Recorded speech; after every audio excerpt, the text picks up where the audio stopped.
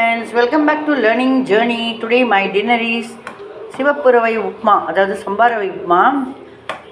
இதுக்கு தொட்டுக்க தயிரும் மிக்ஸ்டு வெஜிடபிள் தொக்கு இருக்குது, அதையும் தொட்டுண்டு சாப்பிடுவோம். இன்றைக்கி டின்னர் இதுதான். இது ஆக்சுவலாக எல்லாருக்குமே தெரியும், இருந்தாலும் சொல்லிடுறேன். எண்ணெய் ஊற்றிண்டு அதுக்கப்புறம் கடுகு, உளுத்தம்பருப்பு, கடலைப்பருப்பு. எனக்கு பல்லு அங்கங்கே சிக்கிக்கிறதுனால நான் கடுகுக்கு அப்புறம் டைரெக்டாக தக்காளி, வெங்காயம், தக்காளி மெயினாக வெங்காயம், பச்சை மிளகா, கொத்தமல்லி, கருவேப்பிலையும் போட்டுக்கலாம். போட்டுட்டு அப்புறம் என்னோடய ஒரு டம்ளர், ஆக்சுவலாக அந்த 1/4 கிலோ அந்த ரவைக்கு எவ்வளோ இருக்குதுன்னு பார்ப்பேன்.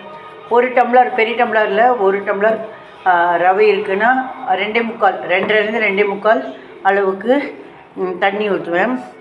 ரவை அப்படியே கலருவேன். இப்போ சிம்மில் ஆகிட்டுருக்கு. முடித்த உடனே குப்புன்னு நல்லா உலை புரியும். அதுக்கப்புறம் இதுக்கு தயிரும் அப்புறம் வெஜிடபிள் தொக்கும் தொட்டுக்குவேன்.